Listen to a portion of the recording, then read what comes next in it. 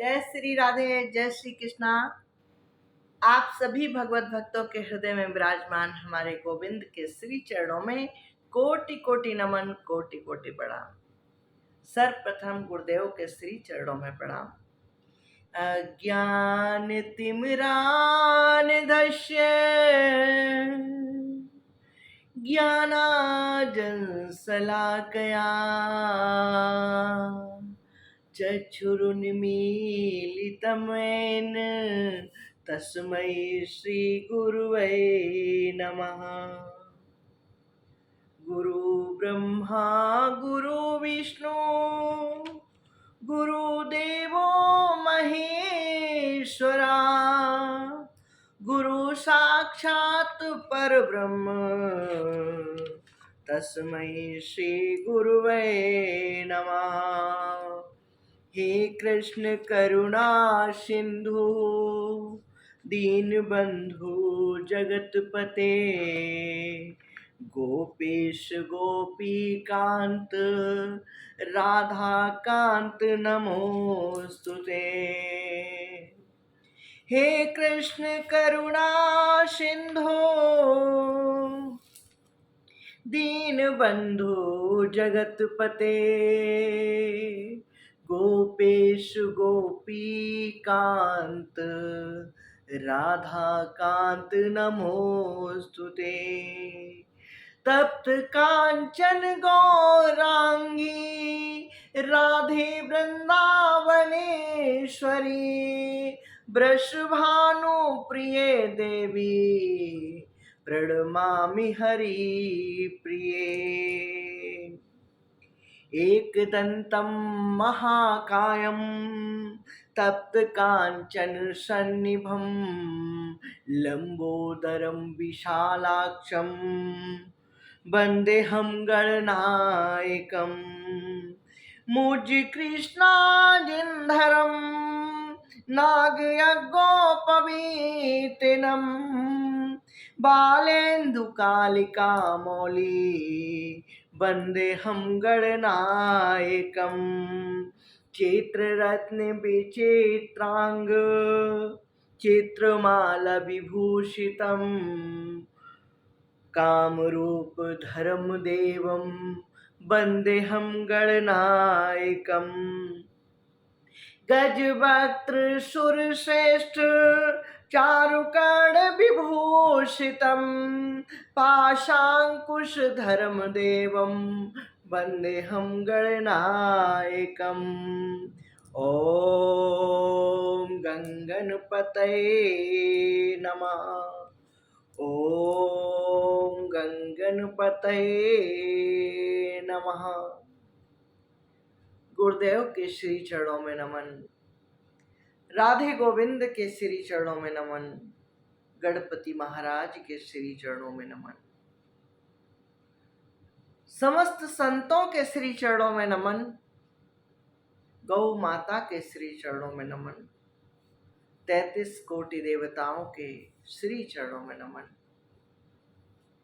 आकाश मंडल में विराजमान नवग्रह मंडल देवताओं को कोटि कोटि नमन, कोटि कोटि वंदन।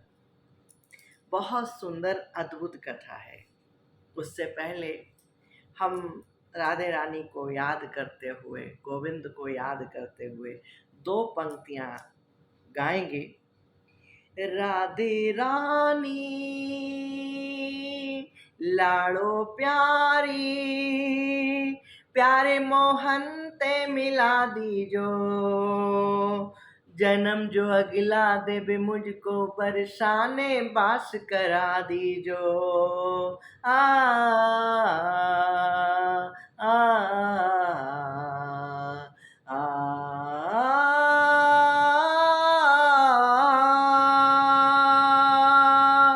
राधे रानी लाड़ो प्यारी प्यारे मोहन ते मिला दीजो जन्म जो अगला देवे मुझको बरसाने बास करा दीजो। आ आ आ, आ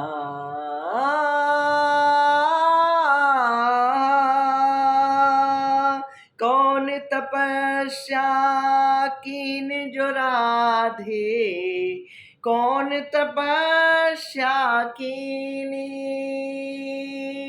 कौन तपस्या कीनी जो राधे, कौन तपस्या कीनी, माँ राधे तू बड़ भागनी जाई, कौन तपस्या कीनी, तीन लोक के ये स्वामी जो है तेरे आधीन, है तेरे आधीन। आ, आ, आ,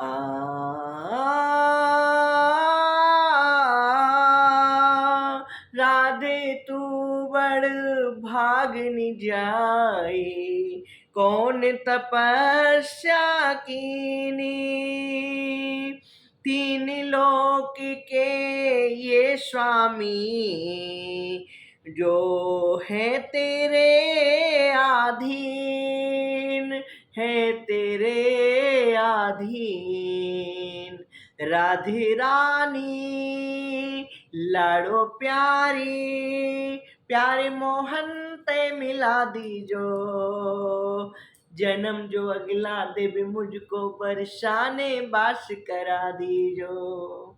बहुत सुंदर भजन है ये। भजन अगर पूरा गाया जाए तो कम से कम 20 मिनट का है, और सबसे बड़ी बात है म्यूजिक के बिना हो सकता है आप लोगों को आनंद ना आए, इसलिए इसको यहीं पर विराम दे रही हूँ और आगे कथा कर रही हूँ, ध्यान से सुनिएगा। जब राजा पृथु और अर्ची का जन्म हुआ, इससे पहले की कथा कल हमने अपलोड की थी, अगर ना सुनी हो तो सुन लीजिएगा किस तरह से इनका जन्म हुआ। अद्भुत है इनकी जन्म की कथा। जैसे हम लोग माँ के गर्भ से जन्म लेते हैं, इस तरह से इनका जन्म नहीं हुआ। तो शॉर्टकट में इतना ही बताऊंगी, और अगर आगे जानना है कैसे जन्म हुआ तो इसकी वीडियो आप जरूर देखिएगा जाके। इसके पहले कल हमने अपलोड की है, ध्यान से सुनिएगा और तो बड़ा आनंद आएगा।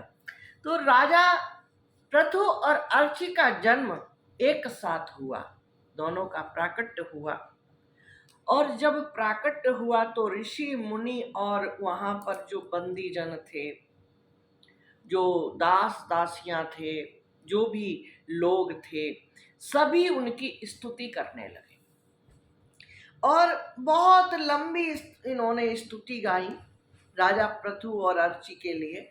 उनको साक्षात नारायण बताया इन्होंने, सभी मुनियों ने बताया कि भगवान नारायण हैं और ये जो देवी हैं ये साक्षात इनकी अनपायनी, जो कभी अलग ना होने वाली साक्षात लक्ष्मी जी हैं। और उन दोनों की स्तुति भगवान की तरह की, उनका पूजन किया। और वो दोनों ही जन्म से ही बड़े थे, छोटे से बच्चे नहीं थे, बालक के रूप में इनका प्राकट्य नहीं हुआ। ये बड़े जन्म लिए, बहुत बड़े। तो ऋषि मुनियों ने वहीं पर, उस समय कोई राजा नहीं था, ऋषि मुनि सभी परेशान थे। भगवान की कृपा हुई और भगवान का प्राकट्य हो गया। तो उन्होंने पूजन का थाल मंगाया और वहीं पर सुनीता के सामने सभी जो भी वहां पर लोग थे उन सभी के सामने राज्याभिषेक कर दिया। राज्याभिषेक कर दिया, पृथु को राज्य सौंप दिया। और जब राज्याभिषेक हुआ तो सभी वहां पर दास दासियां और जो भी लोग एकत्र हुए थे, सभी उनकी बहुत बड़ी स्तुति करने लगे। स्तुति करते करते उन्हें 2-3 घंटे हो गए। तो राजा पृथु सोचने लगे ये तो गलत हो रहा है, अभी तो हमारे गुण प्रकट ही नहीं हुए, हमने ऐसा कोई कार्य किया ही नहीं जिसकी सराहना की जाए, और ये लोग क्या स्तुति कर रहे हैं, क्यों कर रहे हैं। ये सोचकर उन्होंने सबको समझाया कि देखो, अभी हमारी स्तुति ना करो, हम इस योग्य नहीं है कि आप लोग जितना बोल रहे हैं, हम उस योग्य नहीं है। अभी हमने ऐसा कोई कर्म नहीं किया जिसकी आप सराहना करें, ऐसा कोई कार्य किया ही नहीं जिसकी आप बड़ाई करें। जब हमारे कर्म प्रकट हो तब आप लोग करना। अभी ऐसा करके आप मिथ्या तारीफ कर रहे हैं, मिथ्या जो कुछ भी कर रहे हैं वो सब कुछ मिथ्या है। आप लोगों ने हमें राजा बनाया, उसके लिए हम आपको धन्यवाद करते हैं और हम प्रयास करेंगे कि हमारे राज्य में कोई भी दुखी ना हो, सभी लोग कुशल से रहें, मंगल से रहें और शांति से चैन की नींद सोएं। महाराज पृथु ने आश्वासन दिया और थोड़े ही दिनों में उन्होंने देखा कि लोग भूख से तड़प रहे हैं, भूख से तड़प रहे, प्यास से तड़प रहे। जल की कमी हो गई, अन्न की कमी हो गई, फलों की कमी हो गई, फूलों की कमी हो गई, चारों तरफ त्राहिमाम मच गया, लोग भूख से मरने लगे। राजा पृथु को बड़ा क्रोध आया।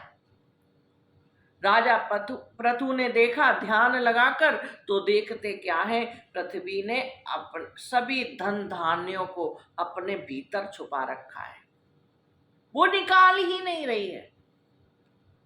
राजा पृथु को बड़ा क्रोध आया,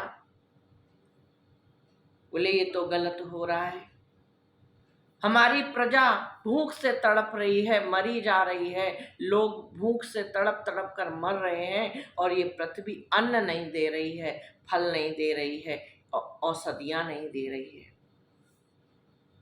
उन्होंने धनुष और बाण उठाया और पृथ्वी को मारने के लिए चले। पृथ्वी गौ के रूप में आगे आगे दौड़ने लगी, राजा पृथु पीछे पीछे दौड़ने लगे। बहुत दूर तक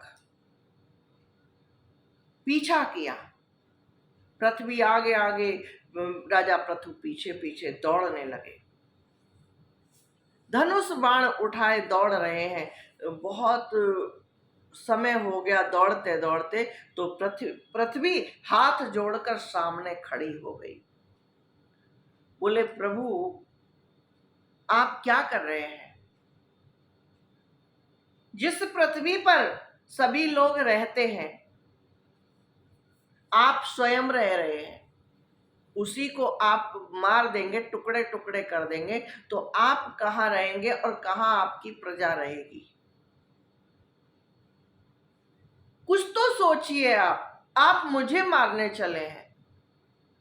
महाराज पृथु बोले मैं अपने तपोबल से अपनी प्रजा को रखने की व्यवस्था कर लूंगा, तुम उसकी चिंता मत करो। तुम्हारे कारण हमारी प्रजा मरी जा रही है और तुमने सभी धन धान्यों को, औषधियों को, फलों को, सब कुछ अपने अंदर छुपा के रखा हुआ है। मैं तुम्हें छोड़ूंगा नहीं, मैं तुम्हें मार दूंगा। उन्होंने फिर से धनुष बाण तान लिया तो पृथ्वी हाथ जोड़कर प्रार्थना करने लगी। बोले प्रभु ऐसा मत कीजिए, मुझे मारिए नहीं, मेरे टुकड़े टुकड़े मत कीजिए।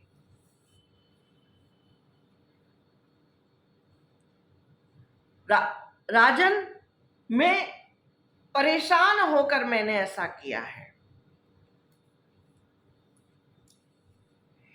पुस सृष्टा हयोधयो ब्राह्मणायाभिशाम्पते भुज्यमाना मया दृष्टा अशब्दरधृत व्रते। राजन, पूर्व काल में ब्रह्मा जी ने जिन धन धान्य आदि को उत्पन्न किया था, मैंने देखा कि यम नियम आदि व्रतों का पालन करने वाले दुराचारी यम नियम आदि व्रतों का पालन ना करने वाले दुराचारी लोग ही उन्हें खाए जा रहे हैं। जिनका कोई नियम नहीं, कोई संयम नहीं, कोई व्रत नहीं, कोई धर्म नहीं, भगवान को नहीं मानते, पूजा पाठ नहीं करते, लोगों का भला नहीं करते और पाप ही पाप करते हैं, दिन रात जो पापों में रत रहते हैं, वो उस अन्न को खाए जा रहे हैं। ये सोचकर मैंने इन धन धान्यों को छुपा लिया। जो धर्म वाले हैं, जो भगवान को मानते हैं, लोगों का परोपकार करते हैं, उन्हें तो कुछ मिलता ही नहीं। ये लोग सब धन धान्यों पे कब्जा कर लेते हैं और स्वयं ही खा लेते हैं।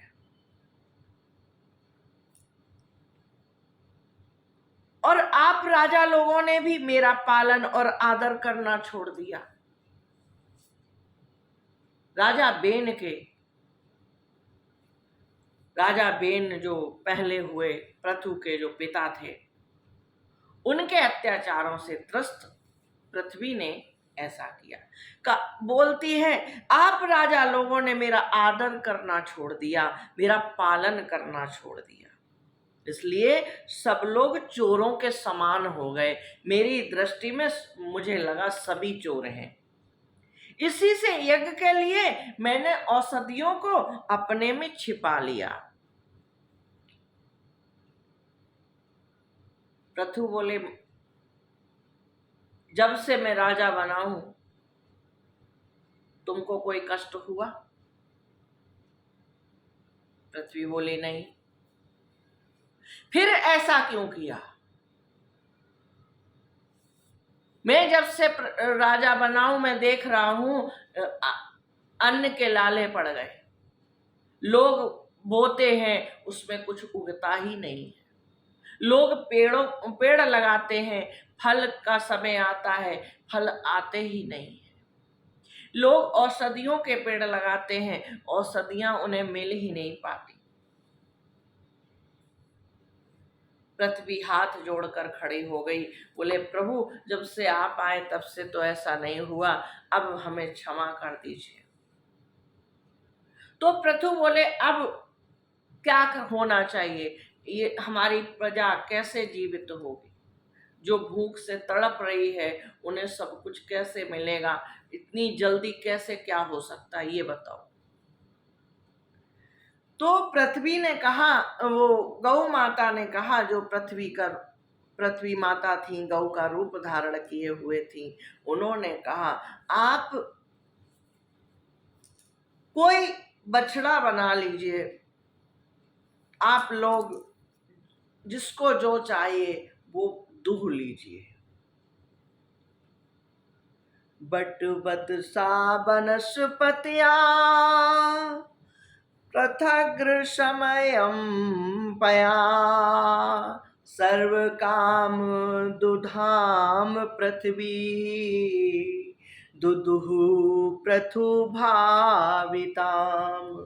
वृक्षों ने बट को वत्स बनाकर, जो वृक्ष थे उन्होंने वट वृक्ष को वत्स बनाया, बछड़ा बनाया और अनेक प्रकार के रस रूप दूध दुहा, अनेक प्रकार की औषधियों को दूह लिया।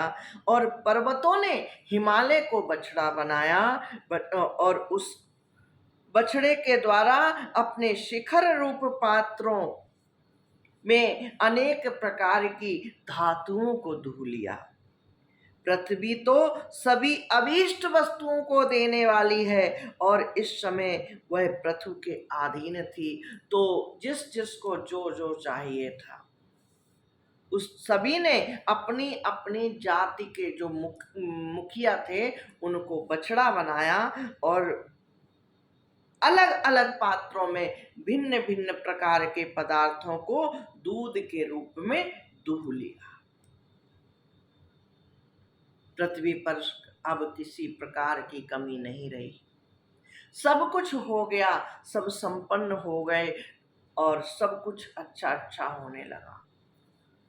पृथ्वी माता ने गौ माता के रूप में आकर पृथु को सब कुछ दे दिया। कुछ समय बीत जाने के बाद राजा पृथु ने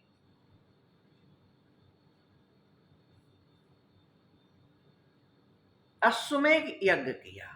अश्वमेध यज्ञ करने के पहले उनका विवाह हुआ। तो विवाह कैसे हुआ इसकी पूरा सुना रही हूं, ध्यान से सुनिएगा।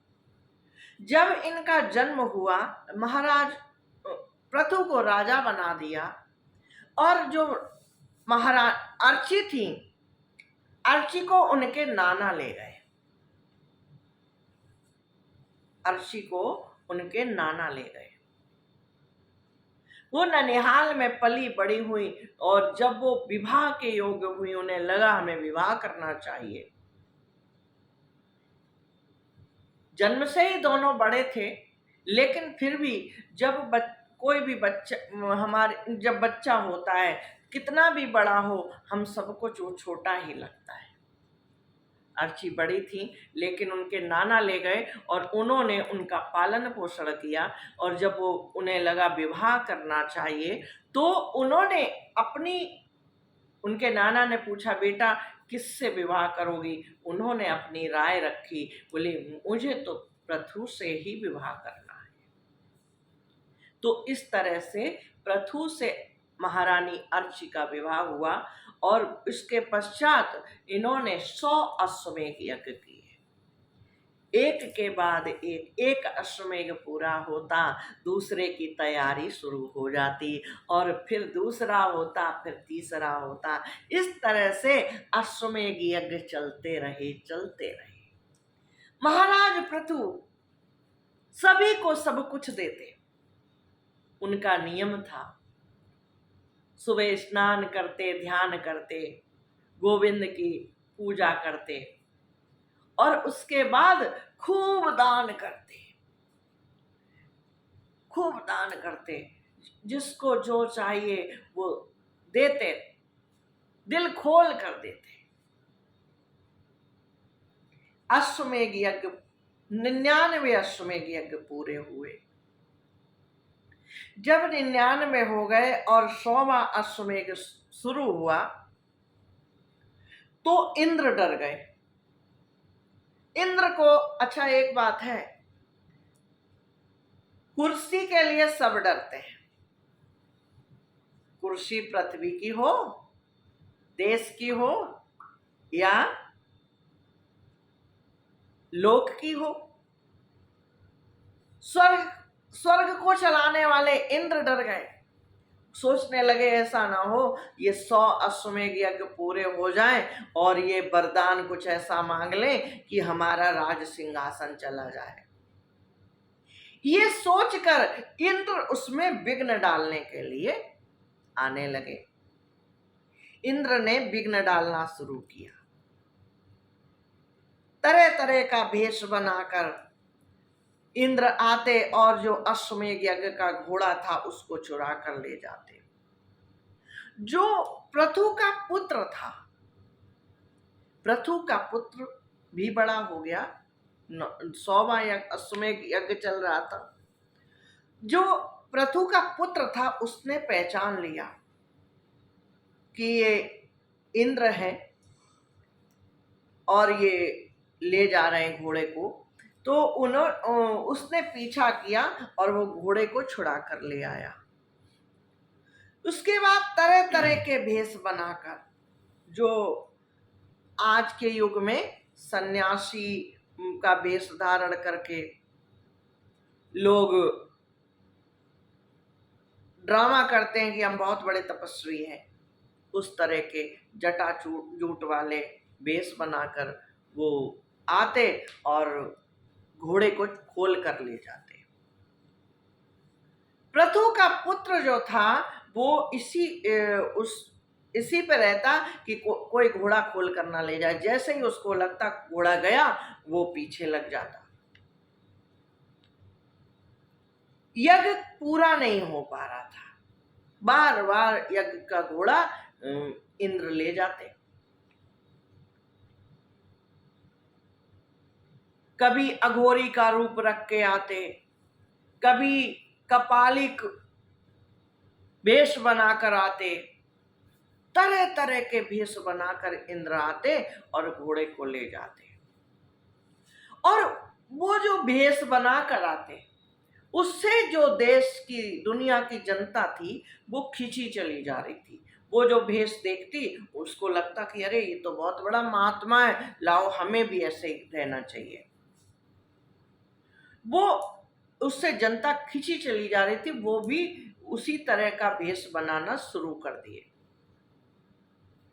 अब भगवान नारायण उस यज्ञ में प्रकट हुए, गुरु बृहस्पति के रूप में आए और समझाने लगे। बोले प्रथु अब एक काम करो, ये यज्ञ बंद कर दो, ये यज्ञ तुम यहीं पर बंद कर दो।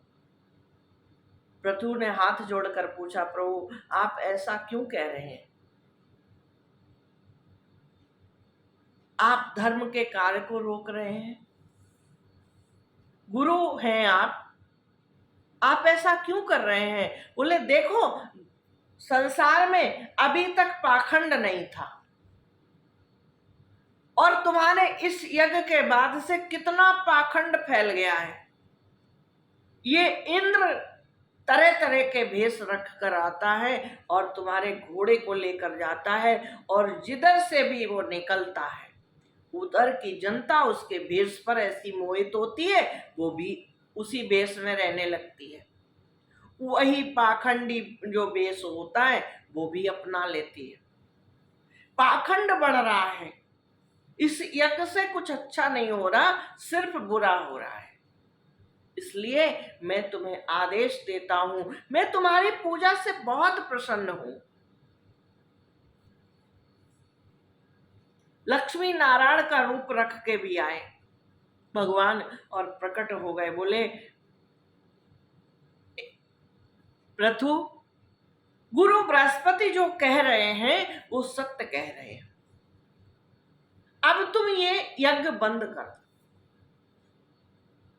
तुम मेरे लिए कर रहे हो ना यज्ञ, मैं तुम पर बहुत खुश हूं। तुम जो चाहो मुझसे वरदान मांग लो और ये यज्ञ बंद कर दो।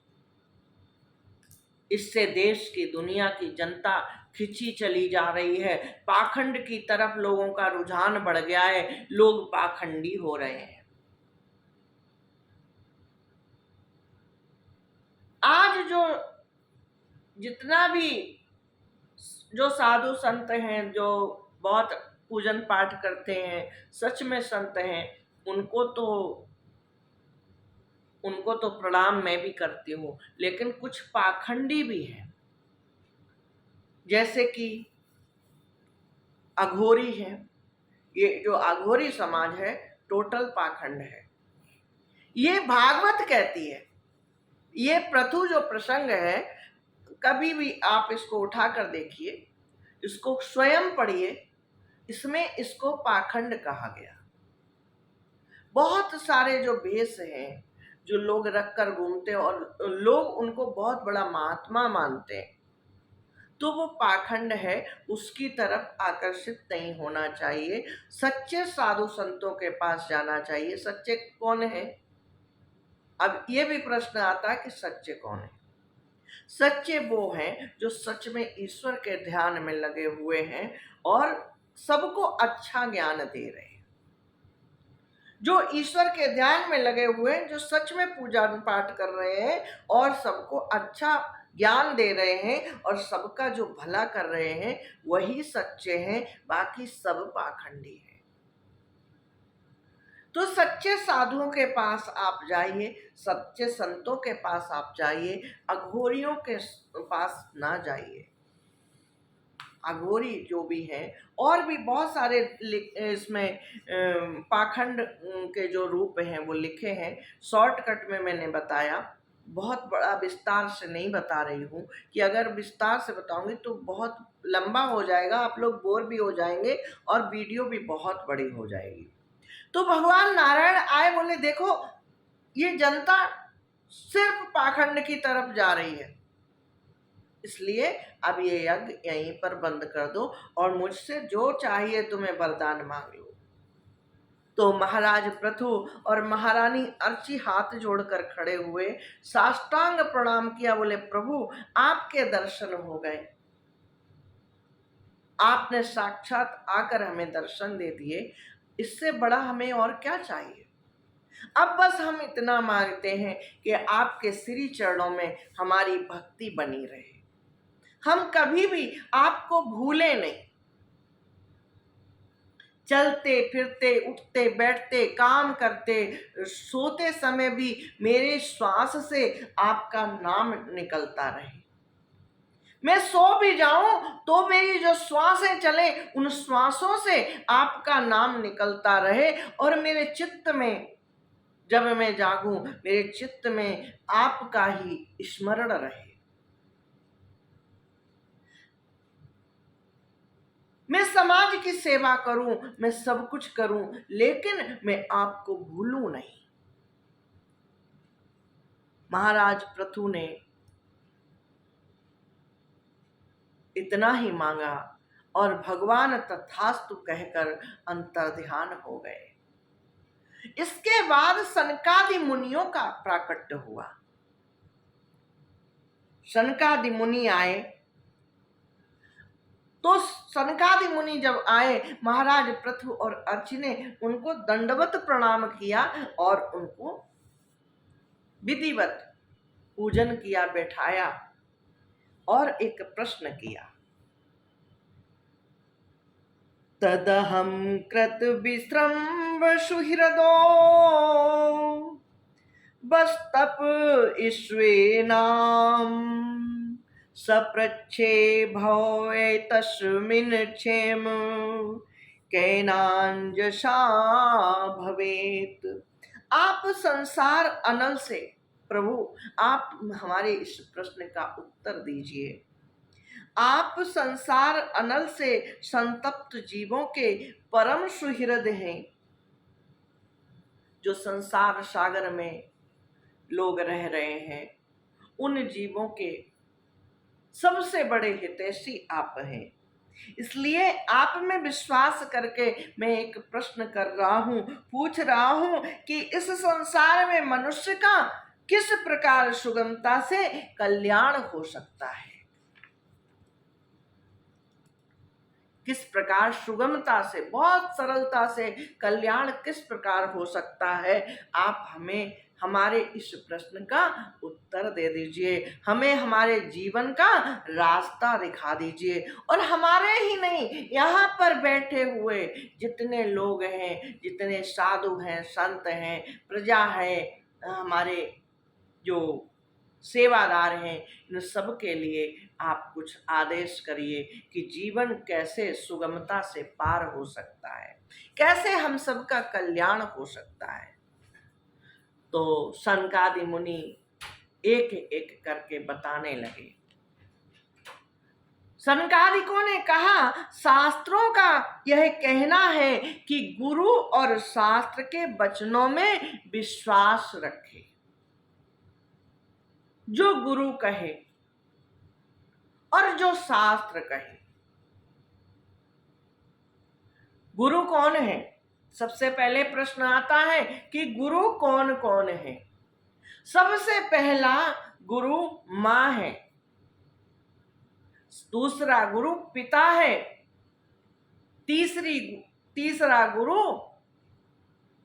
जहां आप शिक्षा लेने जाते हैं वो है, चौथा गुरु कौन है? जो भगवान का रास्ता दिखाता है, भगवान की तरफ उंगली पकड़ कर ले जाता है। उंगली पकड़ने का तात्पर्य आपको शिक्षा देता है कि भगवान कैसे मिलेगा, आपको रास्ता दिखाता है भगवान कैसे मिलेगा। चौथा गुरु वो है। और पांचवा गुरु कौन है? पांचवें गुरुओं की तो गिनती ही नहीं है।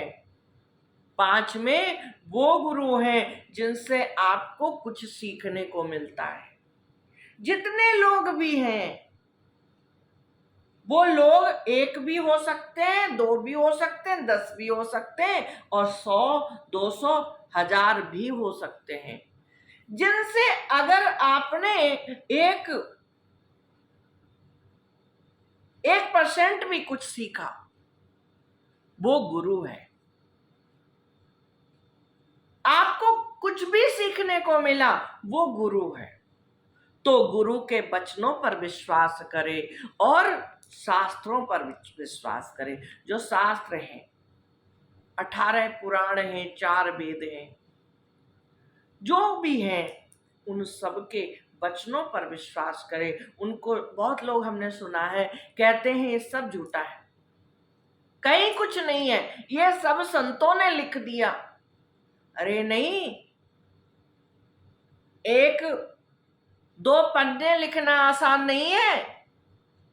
1-1000 के, 1-1000 पन्नों के शास्त्र हैं, पुराण हैं, जिन्होंने लिखे हैं वो किसी भगवान से कम नहीं है। उनके मन मस्तिष्क में जो आया है वो भगवान ने दिया है। और व्यास जी जिन्होंने लिखे, व्यास जी कोई साधारण इंसान नहीं थे, वो नारायण का अवतार थे। और वेद भगवान के, ब्रह्मा जी के मुख से प्रकट हुए। वेद जो हैं वो ब्रह्मा जी के मुख से प्रकट हुए। उन वेदों को झूठा कहना ठीक नहीं है। शास्त्रों के वचनों पर पूर्ण विश्वास रखकर, गुरु के वचनों पर पूर्ण विश्वास रखकर जो जीवन देता है, जीवन जीता है, वो सुगमता से संसार सागर को पार कर जाता है। तत्व जिज्ञासा से, तत्व जिज्ञासा से, ज्ञान योग की निष्ठा से, योगेश्वर श्री हरि की उपासना से, नित्य प्रति भगवान की पावन कथाओं को सुनने से, जो भगवान का भजन करता है, पूजन करता है, नित्य प्रति उनकी कथाएं सुनता है और उनको जानने की तत्व जिज्ञासा, जानने का प्रयास करता है, ज्ञान योग, उनका ज्ञान जुटाता है कि भगवान ने क्या क्या किया, कैसे किया, इस संसार का प्रादुर्भाव कैसे हुआ, प्रकट कैसे हुआ। जो इस तरह से करता, भगवान की कथाओं को सुनने का प्रयास करता है, नित्य प्रति उनकी कथाएं सुनता है। और जो लोग धन और इंद्रियों के, ध्यान से सुनिएगा, बहुत समझने योग्य बात कह रही हूं, जो लोग धन और इंद्रियों के भोगों में ही रहते हैं, जो सिर्फ धन को जुटाने में लगे हैं और इंद्रियों की तृप्ति में लगे हैं, जिनको सिर्फ वासना खाई जा रही है, वासना में रहते हैं, जो धन को एकत्र कर रहे हैं, एकत्र तो कर रहे हैं लेकिन किसी का भला नहीं कर रहे, उस धन से किसी का भी भला नहीं कर रहे। वो सिर्फ अपनी पॉकेट में, अपने खजानों में भरते चले जा रहे और किसी को भी देखा उस पर मोहित हो गए और उसको वासना की नजर से देख रहे हैं, टोटल वासना में ही रहते हैं। ऐसे धन और इंद्रियों के भोगों में ही रहते हैं, उनकी गोष्ठी में प्रेम न करने से। जो इस तरह के लोग हैं, उनके साथ बैठने का और उनसे प्रेम न करने का, जो इस तरह के लोग हैं, ना उनके साथ ज्यादा बैठे, ना उनके साथ ज्यादा प्रेम करें। भगवत गुणानुमृत का पान करने से, जो भगवान के गुण हैं उनको सुनना, उनको समझना और उनको, उन्हीं के में जीवन को जीना करने के सिवा अन्य समय आत्मा में ही जो उनका समय बचता है, वो सिर्फ अपने आत्मा को में रमण करते हैं। अपनी श्वासों में उस नारायण को देखते हैं, अपने सातों चक्रों पर ध्यान लगाते हैं, आत्मा में ही रमण करते हैं। संसार में हर जीव के अंदर ईश्वर को देखते हैं और हर जीव को अपने अंदर देखते हैं, ईश्वर को अपने भीतर महसूस करते हैं। किसी भी जीव को कष्ट ना हो ऐसा प्रयास करते हैं। चींटी से लेकर बड़े तक, चींटी से लेकर हाथी तक सभी को सुख देने का प्रयास करते हैं, सभी के खाने पीने की चिंता करते हैं, सभी के रहने की चिंता करते हैं। और जिस योग्य हैं, जरूरी नहीं है कि आप बहुत गरीब हैं और आप सबको भोजन करा दें। जिस योग्य हैं उस योग सेवा करते हैं। कितना भी गरीब हो, वो गाय को भोजन नहीं दे सकता, चलेगा, कुत्ते को भोजन नहीं दे सकता, चलेगा, लेकिन पक्षियों को भोजन नहीं दे सकता, वो भी चलेगा। लेकिन चींटे जो छोटे छोटे जीव हैं, भोजन की तलाश में घूम रहे हैं, उनको भी अगर वो भोजन देता है, प्रयास करता है उनके मुंह में कुछ अन्न के दाने पड़ जाए, उनका पेट भर जाए, तो मैं उस जीव पर प्रसन्न रहता हूँ और उसका कल्याण कर देता हूँ। भगवान कहते हैं, सनकादि कह रहे हैं, भगवान कहते हैं कि मैं उस जीव का कल्याण कर देता हूँ। तो पृथु जी, इस तरह से अगर जीवन जिया जाए तो सबका कल्याण हो जाएगा, सबको भगवान मिल जाएगा और इस धराधाम पर उनका पुनर्जन्म नहीं होगा। हाँ, अगर वो चाहते हैं कि हमारा दोबारा जन्म हो, बहुत लोग ये कल्पना करते हैं अब की बार जन्म हो तो ऐसे घर में हो, अब की बार जन्म हो तो हम ये करेंगे वो करेंगे। तो जो कल्पना करते हैं वो तो धराधाम पर आते हैं, लेकिन जो चाहते हैं कि हमें मुक्ति मिल जाए, जो चाहते हैं हमें भगवान मिल जाए, वो बैकुंठ को चले जाते हैं। और जो ये चाहते हैं कि हमको मुक्ति मिल जाए, अब हमें किसी लोक में नहीं जाना, न धराधाम पे आना और न किसी लोक में जाना, तो फिर क्या करना, हमें तो बस भगवान के शरीर में हमारी आत्मा, भगवान की आत्मा से हमारी आत्मा मिल जाए, एक हो जाए, अब हमें और कुछ नहीं चाहिए। जो लोग ऐसा सोच के कर्म करते रहते हैं और जो भी कर्म करते हैं ईश्वर को समर्पित करते रहते हैं, उनका कल्याण हो जाता है और वो इस पृथ्वी पर कभी जन्म नहीं लेते। तो सनकादिकों का ये उपदेश हुआ। इसके बाद पुरंजनोपाख्यान है, कल हम आपको पूरा सुनाएंगे। पृथु की वंश परंपरा है और प्रचेताओं को भगवान ने रुद्र का उपदेश किया है। ये प्रचेता पृथु के वंश में जन्मे, परिवार में जन्मे और प्रचेताओं से पुरंजन का जन्म हुआ। पुरंजनोपाख्यान अद्भुत है, बहुत अद्भुत है। ये ईश्वर और भक्त और भगवान का प्रसंग है, बहुत सुंदर है। अब तक की जितनी भी कथाएं हुई ना, उन सब से सुंदर है, इसलिए उसको भी जरूर देखिएगा, जरूर सुनिएगा, आपका कल्याण हो जाएगा, मैं विश्वास के साथ कहती हूँ। और वीडियो पसंद आए तो लाइक कमेंट शेयर अवश्य कीजिएगा। चैनल पर नए आए हैं तो चैनल को सब्सक्राइब करना ना भूलिएगा। आप सभी को जय श्री राधे। आप सभी का भगवान मंगल करे, आप सभी का कल्याण करे, इसी प्रार्थना के साथ मैं इस वीडियो को विराम दे रही हूँ। चैनल पर नए आए हो तो चैनल को सब्सक्राइब अवश्य कर लेना और बेल आइकन पे क्लिक करके ऑल बटन पे क्लिक अवश्य कर देना, जिससे कि आपके मोबाइल पर जैसे ही मैं वीडियो अपलोड करूं नोटिफिकेशन पहुंच जाए। और हम आपको, जब आप कथा सुने तो कमेंट अवश्य कर देना, जिससे कि मैं आपको थैंक्स बोल सकूं और जय श्री राधे कृष्णा भी बोल सकूं। बोलिए बाल गोविंद भगवान की जय। जय श्री कृष्णा।